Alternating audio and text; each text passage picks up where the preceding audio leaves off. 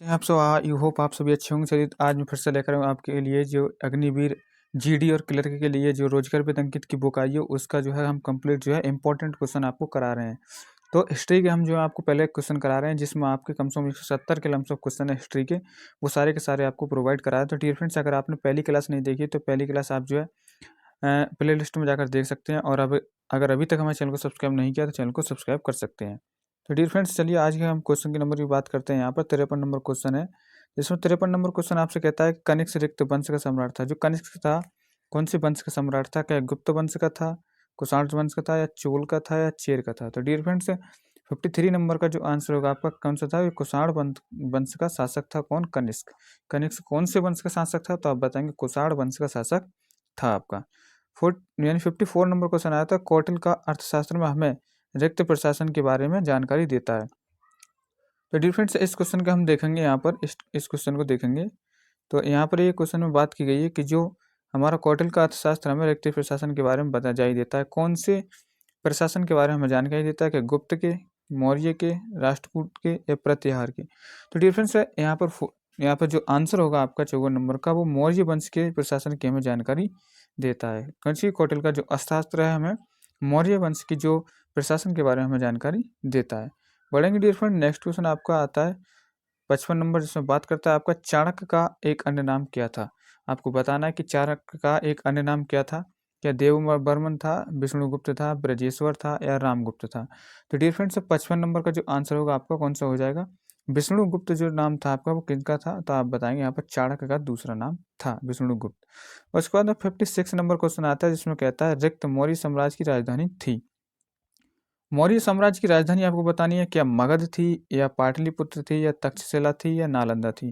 तो 56 नंबर का आंसर क्या होगा डियर फ्रेंड्स? यहाँ पर हम बात करेंगे तो पाटलिपुत्र जो थी मौर्य वंश की क्या थी? राजधानी थी। पाटलिपुत्र आपकी क्या थी? मौर्य वंश की राजधानी थी। तो बी ऑप्शन बिल्कुल सही हो जाएगा।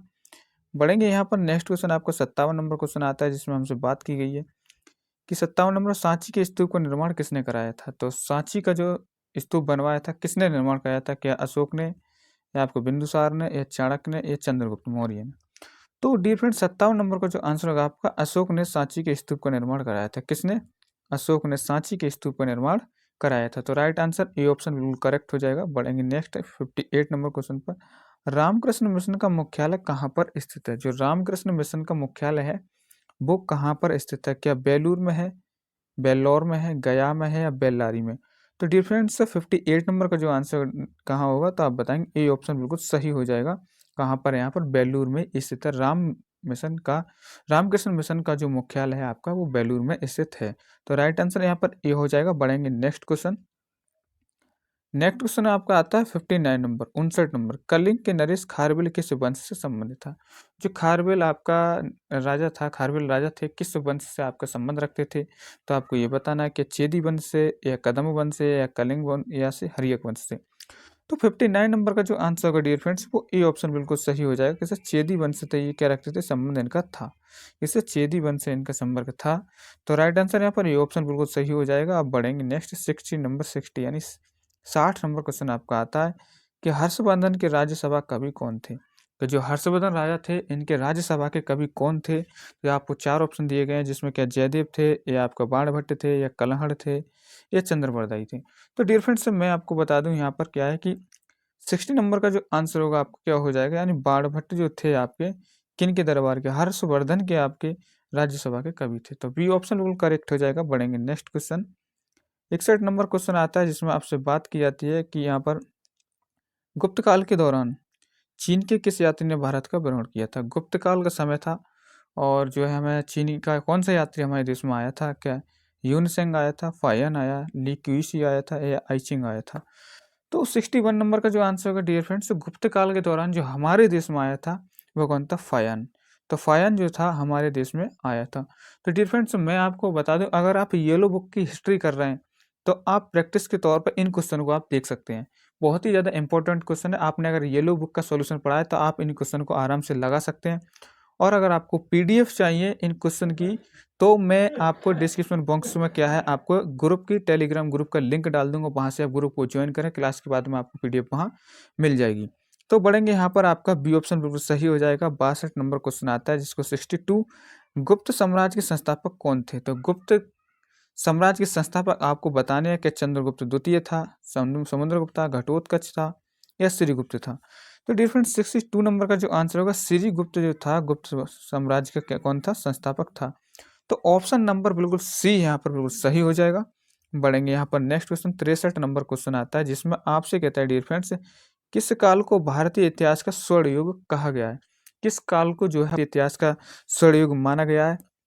क्या आपका मगध काल को, मुगल काल को, गुप्त काल को या मौर्य काल को? तो डियर फ्रेंड्स स्वर्ण काल का इतिहास का जो युग माना जाता है वो आपका 63 नंबर का आंसर कौन सा? गुप्त काल को हम क्या मानते हैं? आपका जो है भारत के इतिहास का स्वर्ण युग कहते हैं। तो डी ऑप्शन बिल्कुल करेक्ट हो जाएगा।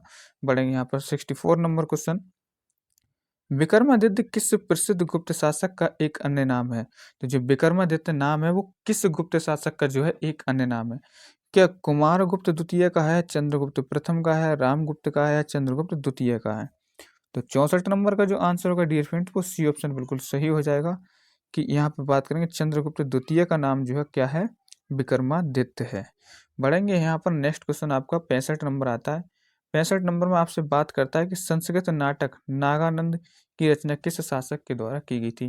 तो जो नागानंद नाटक है इसकी जो है रचना किसने की थी? क्या प्रभाकर बर्मन ने, या आपका जो है आपका हर्षवर्धन ने, या आपका जो है चंद्रगुप्त द्वितीय ने, या बिंदुसार ने?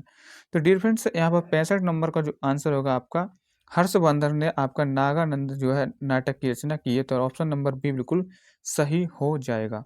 अगर वीडियो आपको अच्छी लग रही हो तो प्लीज़ एक लाइक कर दें, अपने दोस्तों के पास शेयर कर दें, कि अग्निवीर की अगर रोजगार वेतन का आपको कंप्लीट जो है आपको प्रैक्टिस करनी है अग्निवीर के लिए, तो आप इस चैनल को सब्सक्राइब कर लीजिए और आराम से प्रैक्टिस से डेली का डेली लगाइए।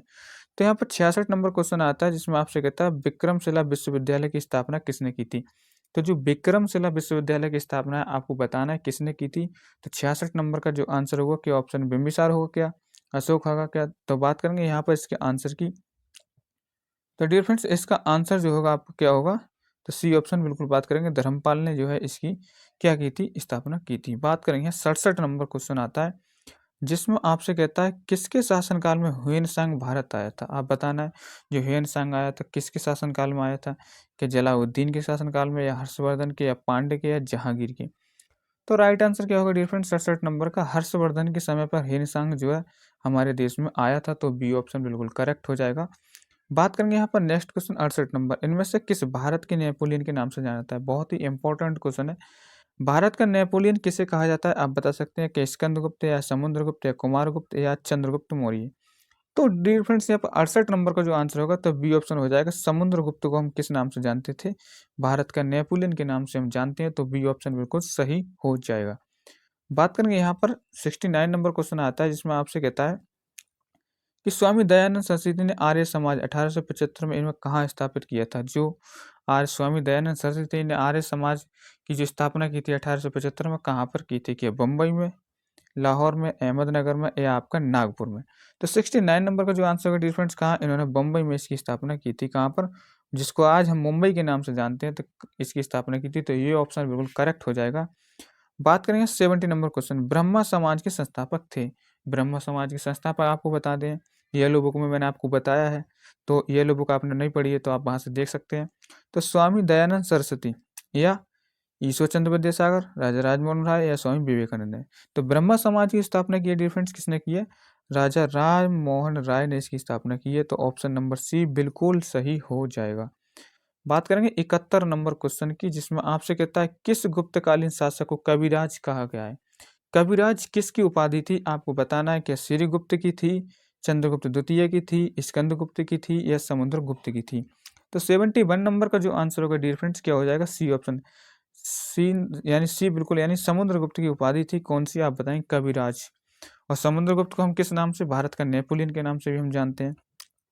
इस क्वेश्चन का जो आंसर होगा डियर फ्रेंड्स सी ऑप्शन बिल्कुल सही हो जाएगा। 72 नंबर आता है, कुंभ मेला को प्रारंभ करने का श्रेय दिया जाता है। जो कुंभ का मेला हमारे देश में लगता है उसको प्रारंभ करने का श्रेय किसको दिया जाता है? क्या अशोक को, या चंद्रगुप्त द्वितीय को, या हर्षवर्धन को, या इनमें से कोई नहीं? तो 72 नंबर का जो आंसर होगा डियर फ्रेंड्स किसने? हर्षवर्धन ने कुंभ के मेला का जो आयोजन शुरू किया था। तो सी ऑप्शन बिल्कुल सही हो जाएगा।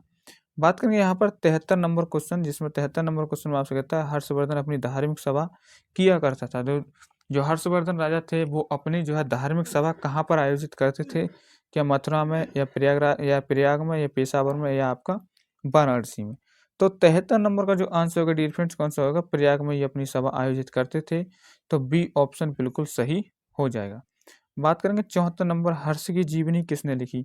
अब आपको बताना है कि जो हर्षवर्धन की जीवनी है किसने लिखी थी? क्या फिरदौसी ने, बाणभट्ट ने, बराह मिहिर ने या इनमें से कोई ने?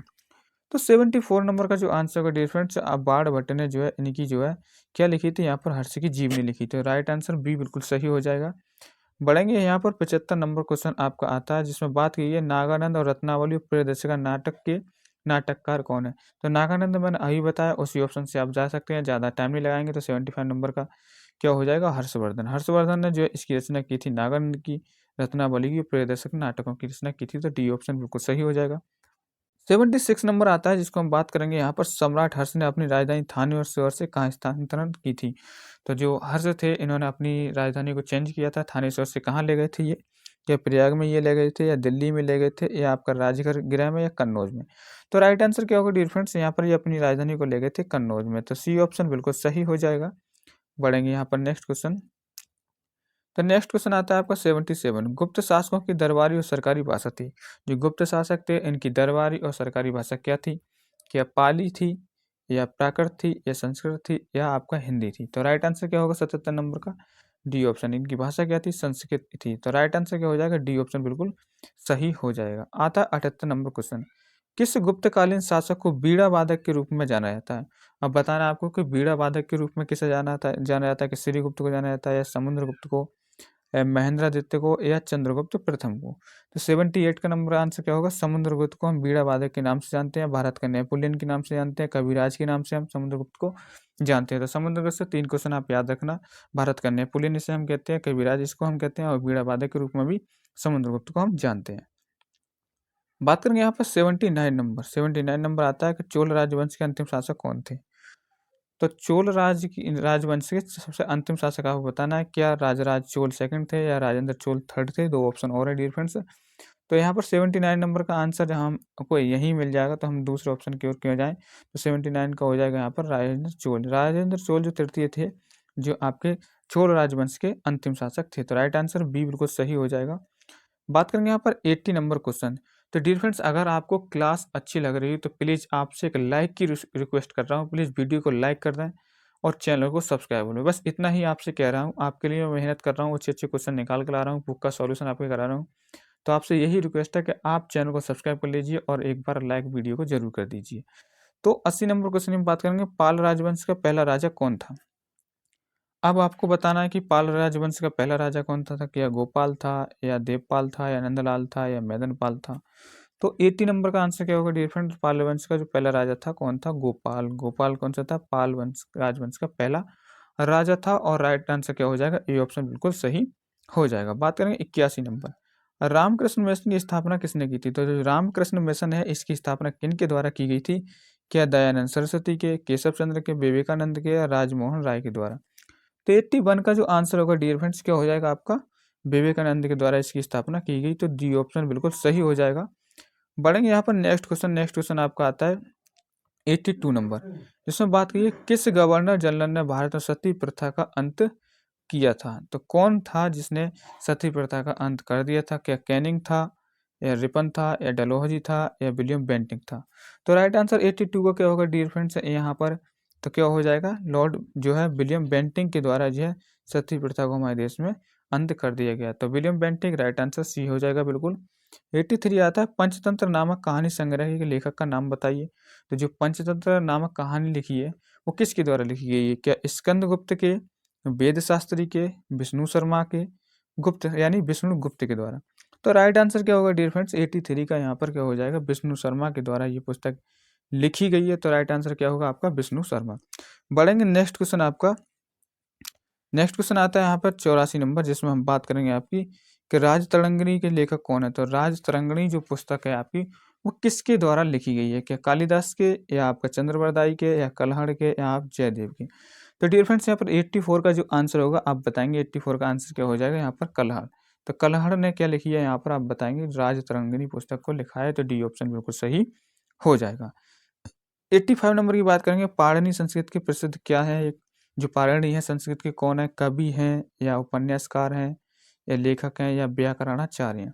तो 85 नंबर की जो हम बात करेंगे डियर फ्रेंड्स, तो गाय इन्होंने व्याकरण की पुस्तक इन्होंने लिखी है, तो इन्हें क्या बोलेंगे? हम व्याकरणाचार्य बोलेंगे। तो बात करेंगे यहाँ पर नेक्स्ट क्वेश्चन आपका आता है 86 नंबर क्वेश्चन। तो 86 नंबर क्वेश्चन की हम बात करेंगे डियर फ्रेंड्स, तो यहाँ पर 86 नंबर क्वेश्चन देख लेते हैं कि महाबलीपुरम में रथ मंदिरों का निर्माण किस पल्लव शासक के शासनकाल में हुआ था?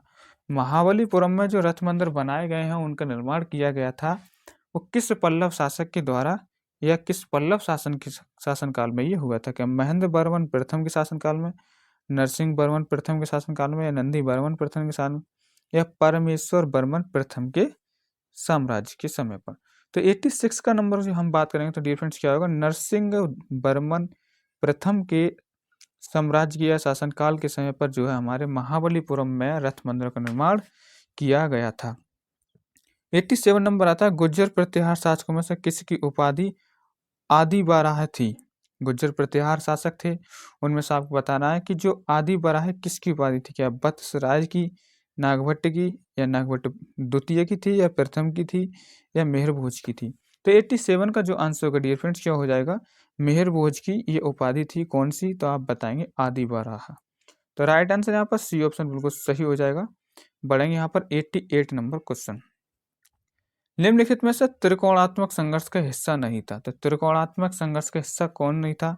तो प्रतिहार नहीं थे, पाल नहीं थे, चोल नहीं थे, या राष्ट्रकूट नहीं थे। तो 88 नंबर का हम आंसर क्या करेंगे डियर फ्रेंड? जो चोल थे आपका वो त्रिकोणात्मक संघर्ष का हिस्सा नहीं है, तो राइट आंसर डी ऑप्शन बिल्कुल करेक्ट हो जाएगा। बढ़ते हैं 89 नंबर, कोणार्क का जो सूर्य मंदिर है वो किसके द्वारा बनवाया गया था? तो कोणार्क का जो सूर्य मंदिर है वो किसके द्वारा बनवाया गया था? तो इसमें ऑप्शन है अनंत वर्मन चोटगंगा देव के द्वारा, या नरसिंह देव प्रथम के द्वारा, या पुरुषोत्तम देव के द्वारा, या कपिलेंद्र देव राउतरी के द्वारा। तो 89 नंबर का जो आंसर होगा डिफरेंट, नरसिंह देव प्रथम के द्वारा बनाया गया था ये मंदिर, कोणार्क का सूर्य मंदिर। तो राइट आंसर बी बिल्कुल सही हो जाएगा। बढ़ेंगे यहाँ पर नेक्स्ट क्वेश्चन आपका आता है 90 नंबर। 90 नंबर की बात करेंगे, गीत गोविंद की रचयिता कौन है? तो गीत गोविंद किसके द्वारा लिखा हुआ है? तो आपको बताना है कि विद्यापति के द्वारा लिखा हुआ है, या जयदेव के द्वारा, या विष्णु शर्मा के द्वारा, या वेद व्यास के द्वारा। तो 90 नंबर का जो आंसर होगा डियर फ्रेंड्स क्या हो जाएगा? आपका बी ऑप्शन बिल्कुल करेक्ट हो जाएगा, यानी जयदेव के द्वारा ये लिखा गया है गीत गोविंद जो है आपका। तो बी ऑप्शन बिल्कुल सही हो जाएगा। यहाँ 91 नंबर की बात करेंगे अब हम। चालुक्य के वंश का संस्थापक कौन था? जो चालुक्य वंश था उनके संस्थापक का नाम आपको बताना है क्या था? क्या मूलराज उनका नाम था, या जयसिंह सिद्धराज था, या कुंवरपाल था, या भीम प्रथम था? तो 98 का जो नाम हो या क्वेश्चन का आंसर जो होगा आपका, मूलराज जो थे चालुक्य वंश के कौन थे? संस्थापक थे। कौन? मूलराज। तो राइट आंसर की बात करेंगे यहाँ पर ए हो जाएगा। बढ़ेंगे यहाँ पर 92 नंबर, महान प्रतिहार राजा। प्रतिहार वंश के महान राजा कौन थे? क्या धर्मपाल, हर्ष, महेंद्रपाल, या मेहरभोज? तो 92 का जो आंसर होगा डिफरेंस क्या होगा? मेहरभोज जो थे आपके महान प्रतिहार मेहरभोज राजा थे। तो यहाँ पर सी ऑप्शन बिल्कुल करेक्ट हो जाएगा। बात करेंगे यहाँ पर आपका आता है 93 नंबर क्वेश्चन, जिसमें कहता है राष्ट्रकूट वंश के संस्थापक कौन थे? तो राष्ट्रकूट पर जो वंश है आपका उनके संस्थापक कौन थे? तो यहाँ पर दंती दुर्ग थे, या अमोघवर्ष थे, या इंद्र तृतीय थे, या गोविंद तृतीय थे? तो 93 का जो आंसर होगा डियर फ्रेंड्स क्या हो जाएगा आपका? ए ऑप्शन बिल्कुल सही हो जाएगा। तो ए ऑप्शन बिल्कुल सही हो जाएगा यहाँ पर, राष्ट्रकूट के दंती दुर्ग आपको हो जाएगा। तो डियर फ्रेंड्स पिछला क्वेश्चन हम चेक कर लेते हैं एक बार। तो यहाँ पर मैंने आपको आंसर बताया, ठीक है। तो यहाँ बढ़ेंगे यहाँ पर 94 नंबर क्वेश्चन। 94 नंबर क्वेश्चन कहता है एलोरा के प्रसिद्ध कैलाश मंदिर का निर्माण किस राष्ट्रकूट शासन ने करवाया था? किस राष्ट्रकूट शासन के द्वारा एलोरा के प्रसिद्ध कैलाश मंदिर का निर्माण किया गया था? आपसे ये पूछा है, क्या दंती दुर्ग के द्वारा, कृष्ण प्रथम के द्वारा, गोविंद तृतीय के द्वारा, या कृष्ण द्वितीय के द्वारा? तो 94 का जो आंसर का डियर फ्रेंड्स क्या हो जाएगा? कृष्ण प्रथम के द्वारा इनका निर्माण किया गया था। एलोरा के प्रथम कैलाश मंदिर का निर्माण जो है राष्ट्रकूट के कृष्ण प्रथम द्वारा कराया गया था। तो बी ऑप्शन बिल्कुल करेक्ट हो जाएगा।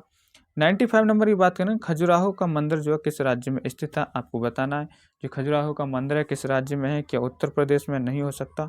मध्य प्रदेश में, उत्तराखंड में, या आंध्र प्रदेश में? तो डियर फ्रेंड 95 नंबर की जब हम बात करेंगे तो मध्य प्रदेश में खजुराहो मंदिर आपका है। तो राइट आंसर क्या हो जाएगा? बी ऑप्शन बिल्कुल सही हो जाएगा।